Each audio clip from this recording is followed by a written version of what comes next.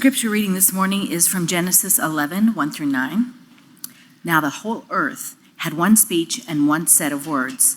And it came to pass, as they journeyed in the east, that they found a plain in the land of Shinar and settled there. And they said to one another, "Come, let us make bricks and burn them thoroughly." They had brick instead of stone and tar instead of mortar. And they said, "Come, let us build for ourselves a city and a tower with its head in the heavens. And let us make for ourselves a name, lest we be scattered over the face of the whole earth."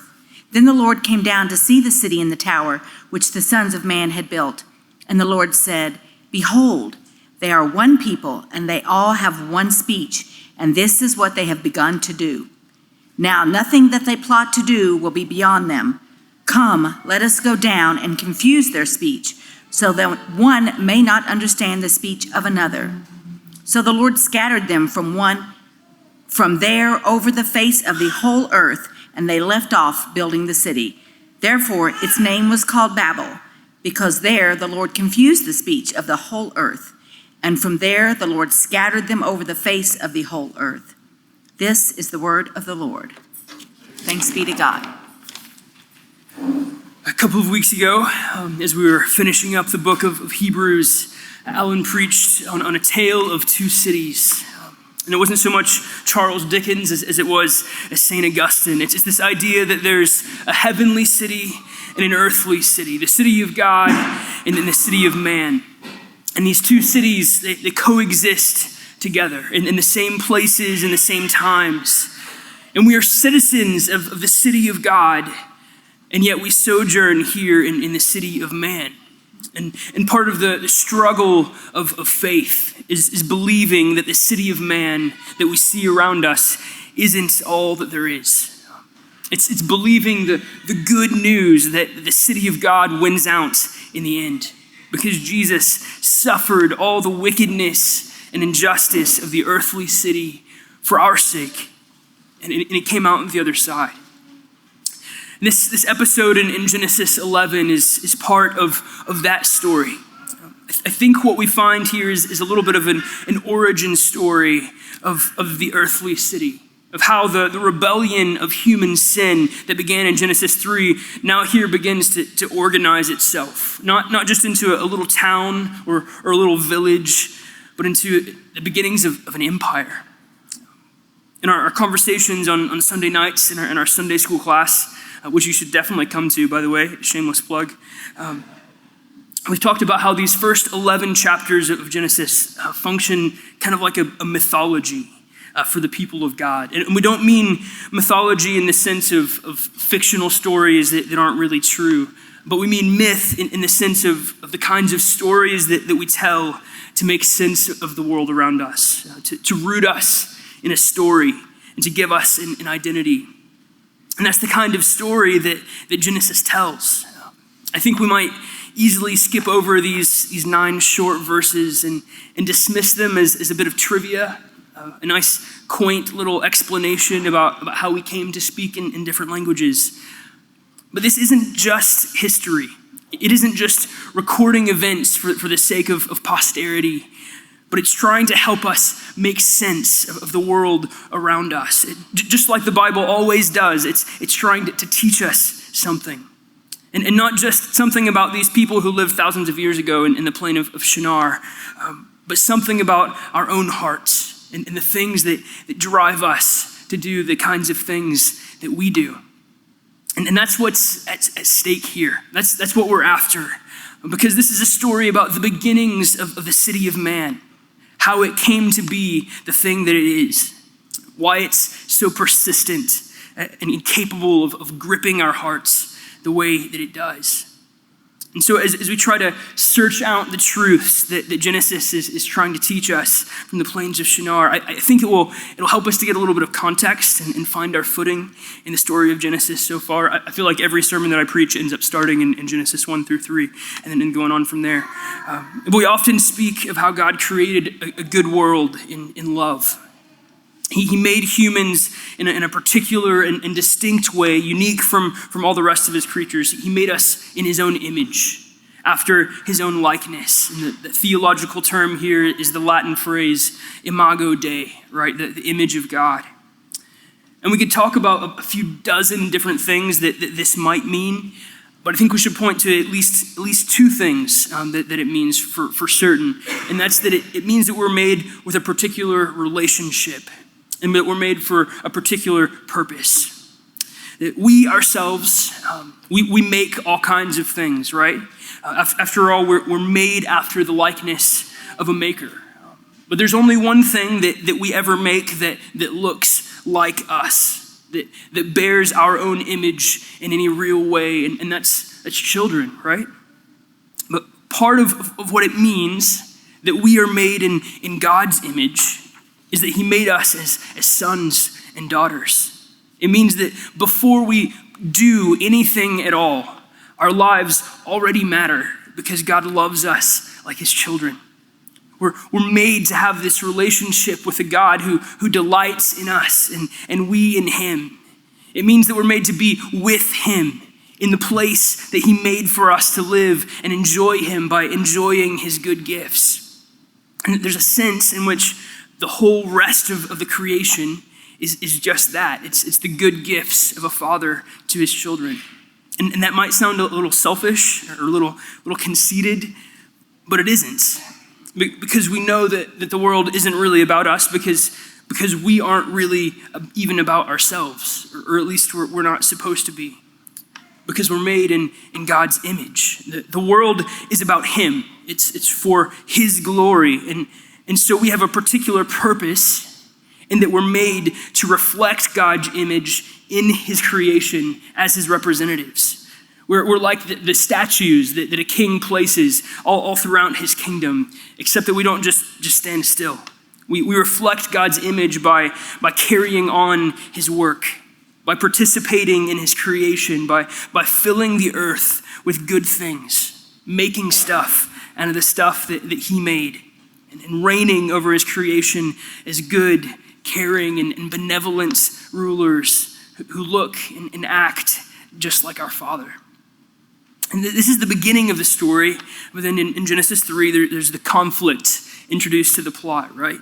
All of this is thrown into jeopardy when the humans fail to live in that relationship, in that purpose that God has made us for. Instead of being with God and enjoying his presence, we're cast out, exiled from the Garden of Eden. And instead of spending our lives freely and joyously working for God's glory, reflecting his image, we're consumed with the burden of survival, right? Because now we have to labor with sweat and toil just to stay alive. And this is the story of Genesis. And as it trudges on, we arrive in chapter 11 at the plain of Shinar, and we feel the weight of these two questions that loom over us. How can humans come back into God's presence? Is there a way past that flaming sword that guards the way to Eden? Is there any way at all that sinful humans can stand in the same zip code as a holy God without falling over dead or bursting into flames? How can we be restored to that relationship for which we were made? And then the other question is how can humans do what God made us to do? How can we work for his glory?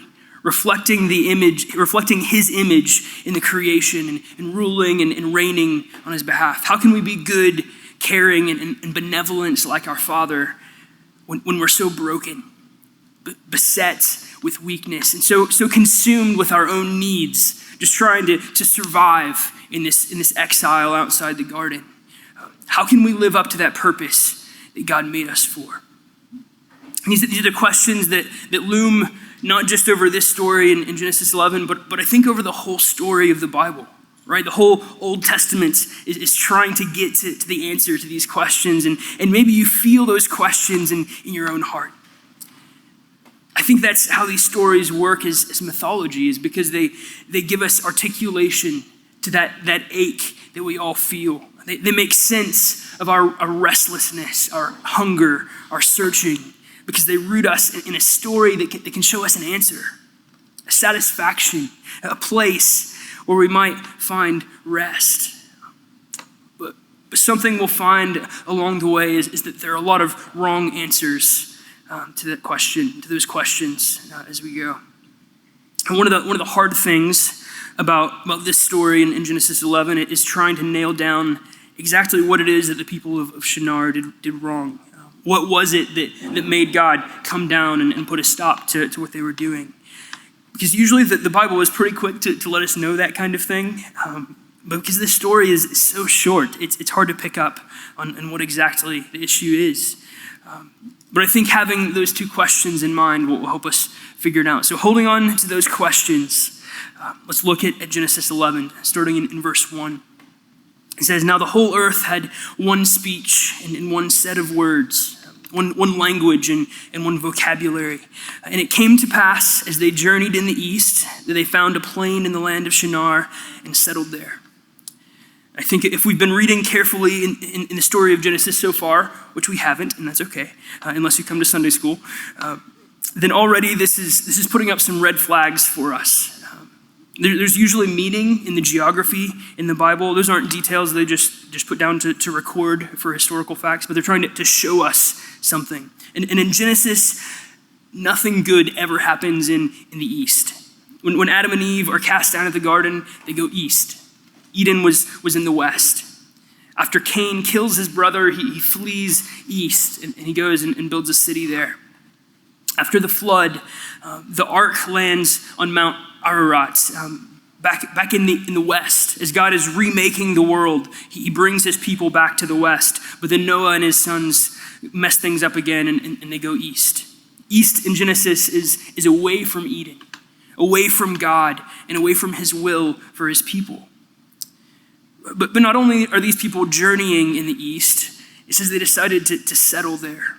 They find a nice level plain and decide to stay put and live there, kind of like Cain did after he killed his brother. Not a good comparison that we want to make. He went east and he built a city. And it seems in Genesis that God doesn't want his people to settle, at least not outside of Eden. They're not supposed to get comfortable because they're not home, right? Home was back in the garden. That's where humans were supposed to live and be with God. But out here in the east, God wants them to stay on the move, to stay on mission with God, journeying in the land. And as we read this, settling, I think, is supposed to sound like a bad thing. It's supposed to sound like a problem. We'll come back to this idea in a little bit about what they were supposed to be doing, but let's keep on reading in verse 3.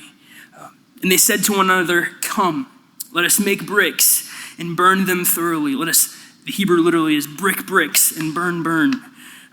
They had brick instead of stone and tar instead of mortar. And they said, "Come, let us build for ourselves a city and a tower with its head in the heavens, and let us make for ourselves a name, lest we be scattered over the face of the whole earth." So these people have settled in the plains of Shinar, and they've invented this new tool, right? The pinnacle of human innovation thus far, a new technology, the brick. And with their bricks, they say, let's build a city and a tower, which aren't necessarily bad things. It's good for us to make cool stuff, to fill the earth like God said. But I think it comes down to our motives. What's going on in our hearts when we set about to do these kinds of things? Because humans are talented like that. We can make sin out of just about anything. And that's what we see here. They say, let us make a name for ourselves. The thing in their heart that God sees and takes issue with is pride. They want to build a name, a reputation, an identity for themselves through the work of their hands. Remember, that thing that made humans special from the rest of the creation was that they were made in God's image. That before we do anything at all, before we make anything, before we're productive at our jobs, we're already loved by a God who has made us his children. And that's where our identity is supposed to be. But instead, these people at Shinar want to make an identity for themselves. They think that if they do that they can work their way back to God. That's what they mean by a tower that reaches into the heavens. The heavens are the place where God or the gods, maybe in their eyes, live. If they work hard enough, they think, if they make something of themselves, then maybe they can satisfy that restlessness, that ache in their soul that we talked about. Maybe they can build a way for themselves to walk among the gods. At its core, I think that's what human pride always is. There's some disagreements on what kind of tower we're talking about here, what kind of picture we should have in mind. We could have in mind something like an ancient Mesopotamian ziggurat. Maybe you remember that from like middle school social studies class. A massive stepped temple that acts like a stairway between heaven and earth, between where the gods live and where humans live. Or other people have said, no, what we should have in mind, what we should be thinking of is something more like a siege tower, like the ones that the Assyrians built to climb over the walls of their enemies' cities. The idea might be that people are trying to wage war on the gods, to invade the heavens. Either way, I don't think it makes a whole lot of difference because human pride is always an affront to God. It's always an assault against everything that he wants for us. Well, we'll read here in a few verses that the name this place is given. We call it Babel or Babel, however you like to say it. They're both kind of wrong, but because it has a nice sound play, right? Babel sounds like babble, like babbling nonsense, and it's the place where language was confused. It's kind of clever, but similar to how the Hebrew word Babel sounds like the Hebrew word for confuse, Balal. But this name shows up all over the place in the Bible. It's not just in this story. We never see Babel or Babel anywhere else in the Bible, but we see the same Hebrew word. And everywhere else that we see it, it's translated by a different name, Babylon. It's the same place. Babel is Babylon. This is the beginnings of that city that was a monster that conquered the nations, that exiled the Israelites, right? Carried them away into captivity. It's the same place. Babylon is the epitomization of human pride. It's the stereotypical image for the city of man all throughout the Bible. It's empire. It's tyranny. It's human self-exaltation that always devolves into a monster, like the beast of Revelation, right? Look what Isaiah says about the king of this city, the king of Babylon and his pride. He says, "You said in your heart, I will ascend to the heavens. Above the stars of God, I will set my throne on high. I will sit on the mount of assembly in the far reaches of the north. I will ascend above the heights of the clouds. I will make myself like the Most High." This pride makes him a usurper, right? Trying to set his throne higher than God's throne. So call this tower a ziggurat, call it a siege tower, whatever you like. But this is not the relationship that humans are supposed to have with God. But then pride is never just an issue between us and God either. It's not just a horizontal thing because pride always has casualties. It's not just vertical, it's horizontal too. There's some really intentional clues hidden in these verses that they're trying to make connections to other places in the Bible, and mostly all places where people were doing some pretty shady and terrible stuff.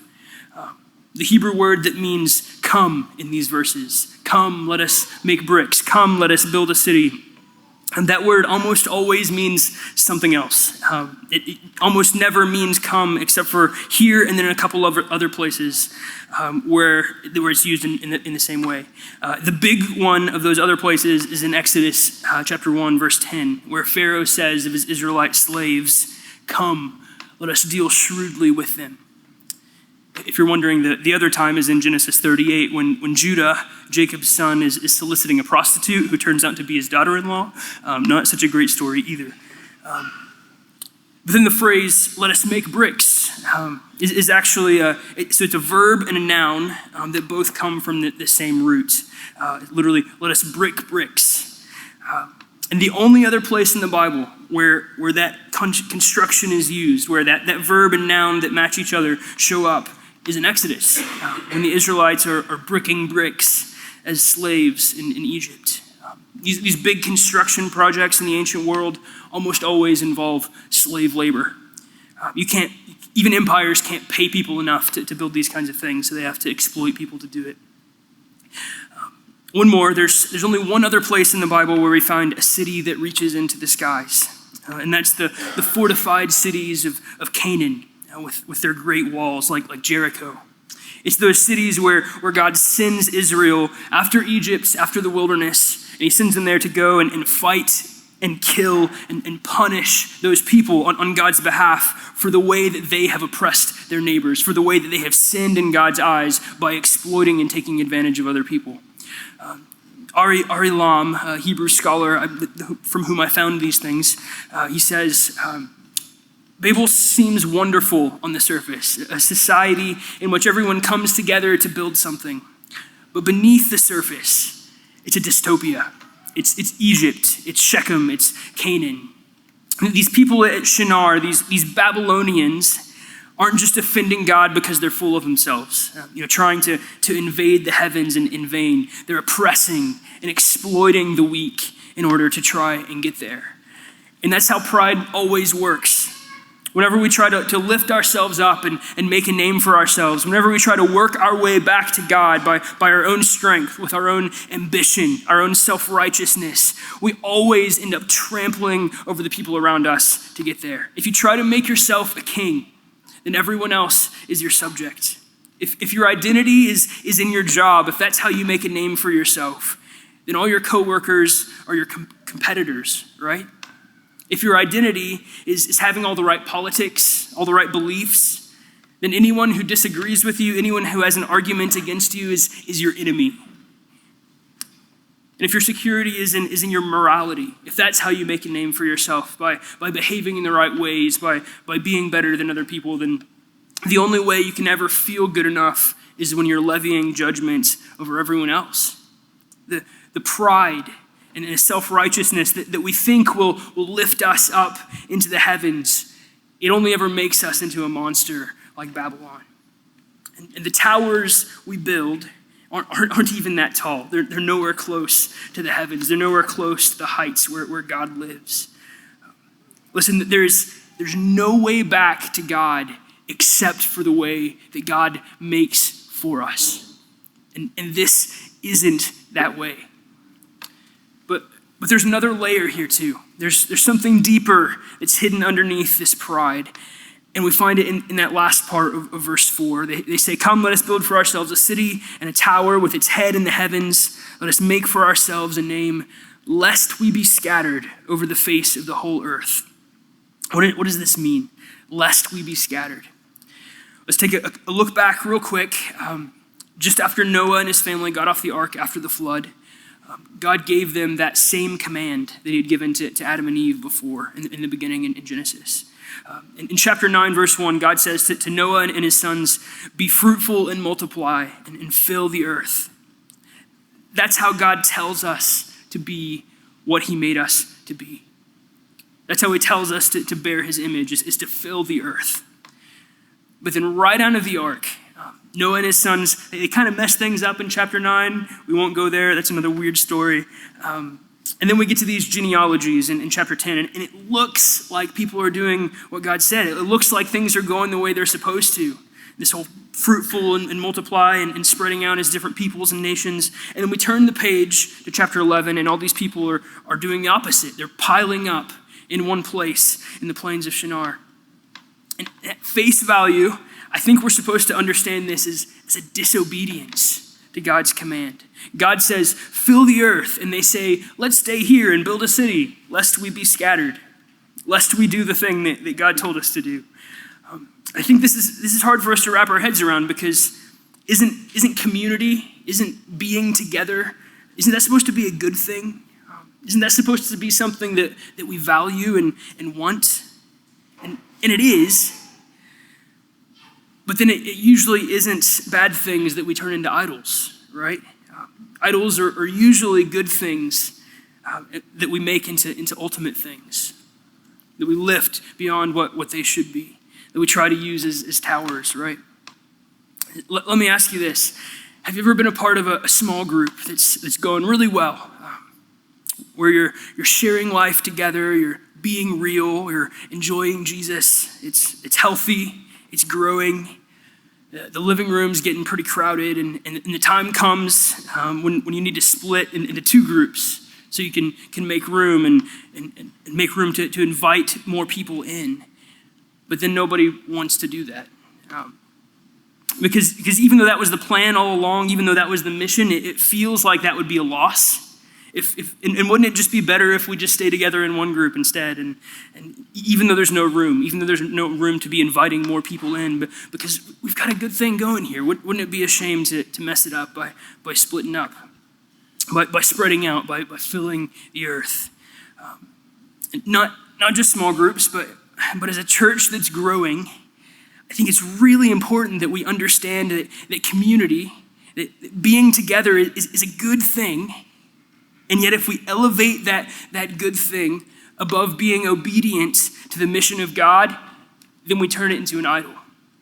Because our vision at CityChurch, the elders' vision for our congregation, isn't that we'll just keep growing and piling up in one place and being together and building bigger and bigger and make a name for ourselves, but that we'll grow. And as we grow, we'll send people out from this place into the rest of Bristol, into the rest of the Tri-Cities, that will fill the earth like God has told us to do. And when we do that, it might feel like a loss.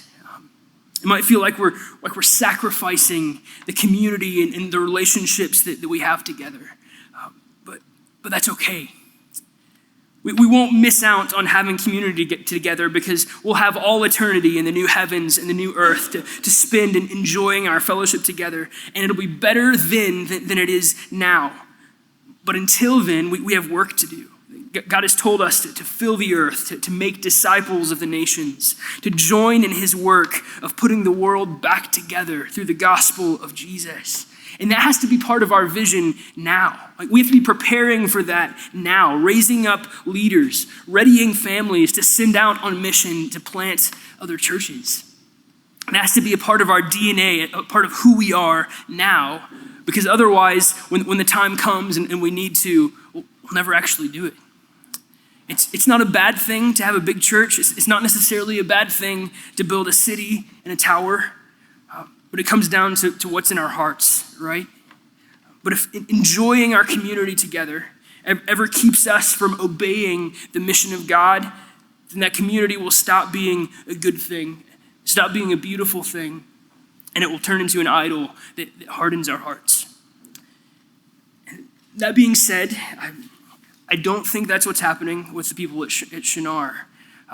It's not just that they love being together so much. That's not the problem, because we saw how they were exploiting and oppressing each other. That's not what community looks like, right? But if we look at that phrase, lest we be scattered, there's something telling about that verb. You see, words don't just have meanings, they also have flavors. It's the difference between, we might use the big words, denotation and connotation, but it's more fun to talk about flavors. So here's my one Hebrew word of the day. The word that means to be scattered is nafutz. And the word nafutz, it tastes a little bitter. Its flavor, its connotation carries the idea of being defeated, being conquered and sent away. It's the same word that's used in Psalm 68, where it says, "Let God arise and his enemies be scattered." In the Septuagint, the Greek translation of the Hebrew Bible, the one that people read during Jesus' day, the word that they use is connected to the word diaspora. It's an idea of suffering something like a military defeat and being made into refugees, scattered, right? Scattered abroad among the nations. And so when they say, let's build a city and a big tower, lest we be scattered, they're not just saying, we don't want to do what God said, but they're saying we're too afraid to do what God said. Because if we do what God said, if we spread out and fill the earth, then what if somebody bigger than us comes along and decides that they want what we have? And then we won't be able to protect ourselves. Because here, outside the Garden of Eden, we can't trust anybody. right? Not even God to watch out for us. So we have this instinct for self-preservation, this impulse to take matters into our own hands. And we think that impulse, that instinct is the thing that keeps us alive, when it's really the thing that's killing us. Because this is why Babylon is the way that it is. This is why the city of man is the way that it is, because we can't bring ourselves to trust God because it might make us vulnerable. When we're driven by our fears and insecurities, then all we can do is try to make a name for ourselves and step on anybody we have to do it, because it's us or them, right? Eat or be eaten. This is the world that our fears make. It's about deterrence. We have to build a bigger tower than the other guys so that we look too formidable to attack. We have to make a name for ourselves, a reputation as the guys that you don't mess with or you'll regret it. So we have to have more horses and chariots, right? Instruments of war. We have to have more economic power, more nuclear warheads than the other guys. Because if we don't, then we'll look weak and then we're finished. Because we could lose everything that we've worked so hard to build. And so we give in to our fears and our insecurity, and we hide them beneath veils of pride, doing whatever it takes to try to lift ourselves up and keep up appearances, no matter what it costs or who it hurts. And this is pretty much the exact opposite of the world that God wanted, right? This is the opposite of shalom. The opposite of the peace of the garden. The opposite of swords being made into plowshares and the lion laying down with the lamb and kids playing with venomous snakes. But this is what God sees when he looks down on the plain of Shinar and he sees where it's headed. He sees what this will lead to, the monster that they could become. And he decides to stop it, but before it gets any worse. Look at verse 5. Then Yahweh came down. We could almost just stop right there, and that would almost be enough. There's a good bit of irony here, because these guys said, "Oh, we're going to build a tower that's so tall it'll get us into heaven," and then God had to come down out of heaven just to see it. But then also, what kind of God comes down? What kind of God descends from his throne in the heavens? Not the gods of the nations, that's for sure. Only Yahweh, only our God is like this. There's a certain literary feature that's going on here in the text called a chiasm. And what's happening with the chiasm is that there's all these different parts of the story, and they parallel each other, right? The beginning matches the end, and the middles match up, so that the whole story is pointing at the part that's in the middle, like a big literary arrow. And depending on who you ask, scholars will argue about everything. But if you ask a Jewish scholar of the Hebrew Bible, they'll look at the way the letters of the words are inverted and from the beginning to the end of the story. And they'll say that the center, the parts where it shifts, is that phrase that says, "Lest we be scattered." And that makes this whole story a story all about the disobedience of Babel. But if you ask a Christian scholar of the Old Testament, they'll tell you that the middle of the chiasm is actually that phrase, "Then Yahweh came down."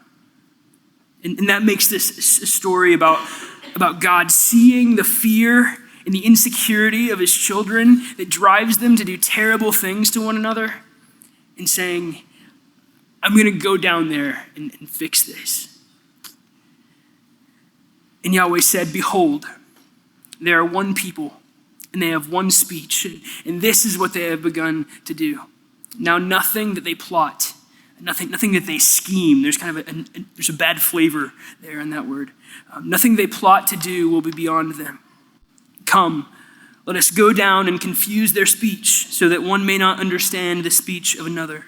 And so Yahweh scattered them from there over the face of the whole earth, and they left off building the city. And therefore its name was called Babel, because there Yahweh confused the speech of the whole earth, and from there Yahweh scattered them over the face of the whole earth.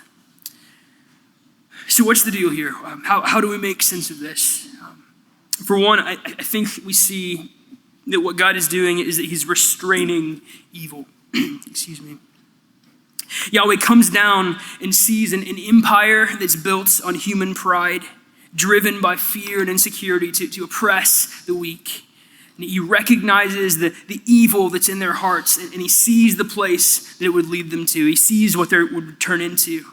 And so he intervenes. He steps in to restrain them from becoming the terror to the world that empires always are. But then let's look at the way that Yahweh intervenes. He confuses their language. What's up with that? Literally, the Hebrew says, let us mix up their lips, that one may not understand the lip of another, which is kind of fun. But remember, it's not the city and the tower, it's not the city and the tower themselves that God has a problem with. What God has a problem with is the thing that's going on in their hearts, the fear and the pride that turn them into monsters. He doesn't just want to stop them, to put their building project on hold, but he wants to fix that brokenness that's inside them. If you want to build a tower, great, go for it, but you can't build it on someone else's back. Something's got to change. This is a long quote from a teacher named Marty Solomon, but I think it's worth reading. He says that now, after the confusion of the language, in order for humanity to continue to progress as a whole, they will need to learn the language of others. You cannot learn the language of another culture or a people without learning something about their perspective. You're going to have to put yourself in someone else's shoes, right? In the confusion of Babel, God has not so much slapped our hands as he has given us a new redemptive project that will cause us to be the people that grow into the humanity that bears his image, a humanity that knows when to say enough, a people that trust the story, a people who might just find a place of rest. When God confuses the people, what he does is he says, the only way you're going to succeed is if you learn how to work together. The only way you're ever going to succeed is to become the way, or to become the people who you were created to become. Then I also think that God isn't just responding to their pride and oppression, but he's also particularly responding to their disobedience to his command. When he said to fill the earth, and they didn't. Ari Lam says, Babel is a tyrannical society. It's a human failure on a gargantuan scale. And what's God's response? Punishment, yes. That's just good parenting. But it's the punishment that contains within it the roots of our redemption, the gift of diversity, of human uniqueness. If the people had obeyed God, if they had spread out and filled the earth like he had told them to, then different languages would have developed naturally on their own over time, because that's what language does, because of the distance between groups of people. That's why our American English is a little bit different than European English. That's how Latin turns into Spanish and French and Italian and Portuguese. The way people communicate changes over time, and it changes differently in different places until after a while you have different languages. And with different languages, you have different cultures and customs, different ways of understanding the world. These are good things, I think. The Bible wants us to see this as a good thing, something that God told them to do. And it would have resulted if they had been obedient to that command. This would have happened. They would have done this if they had spread out and filled the earth. It's a good thing that we have different languages and different cultures and different worldviews. That we have brothers and sisters in other parts of the world who can look at the same God and see things about him, about his nature, about his character that our eyes can't see. It's a good thing that there are churches who praise God in languages that we can't speak, that use sounds that our mouths can't even make, because our God is bigger than us. He's bigger than just our culture. He's more glorious than one language and one vocabulary can possibly describe. And that's why part of our vocation, our calling to glorify God by reflecting his image in the world, that requires that we be fruitful and multiply, that we fill the earth, that we create culture everywhere we go. Because the vision that we're looking towards, the one that we read earlier in our assurance, was a vision of a people who were ransomed by the blood of the Lamb from every tribe and tongue and nation and people. That's the goal. That's the mission. That's the telos that we're looking towards, that we're waiting for Jesus to finish, and that we're getting on board with the work and participating in what God is doing in the world. And so we're asking the question, how can we get there? How can we see that vision of Revelation come to be real in the world around us? Is there any way at all that we can get back into the presence of God where we're supposed to be? Is there any way at all that we can possibly be who God made us to be? And here in the plain of Shinar, it looks like the answer is no. God looks down and he sees a people who are just too broken, who are too afraid. And he says, you're not going to be able to do this. So I'll do it for you. And I had other things to say. If we turn the page and see how the picture of Babel, the Babylonians, and then see Abraham right next to it. Come to Sunday school. We'll talk about it tonight. But yeah, we're going to leave it here because, guys, that's Jesus.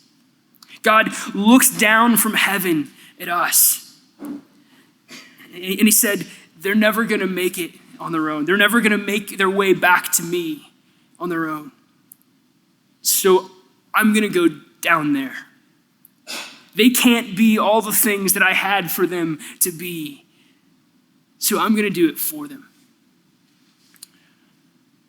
And on the other side of the cross, after Jesus had suffered all the evil and the brutality of the city of man could muster against him, and came out the other side, after he ascended again into the heavens, carrying with him a piece of our humanity and putting it next to God's throne, higher than any tower we could ever build could ever reach.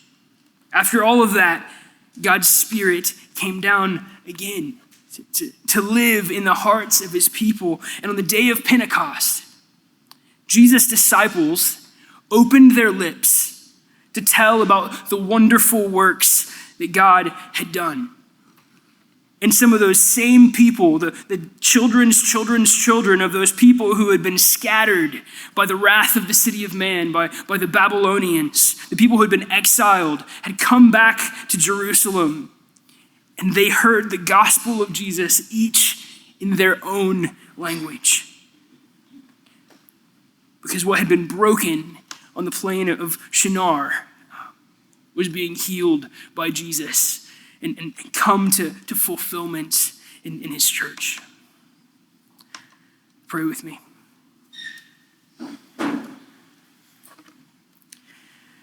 Father, we thank you for this great mercy that you've shown us, that you are different from all the peoples and the gods of the nations, that you are different from us because you don't lift yourself up in pride, but you came down in humility with mercy for a bunch of scared and broken people like us.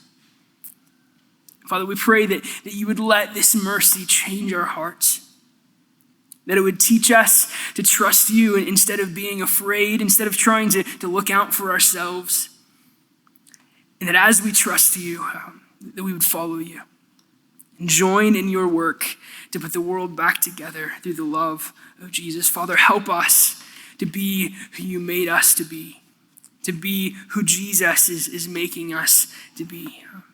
Through Christ our Lord. Amen.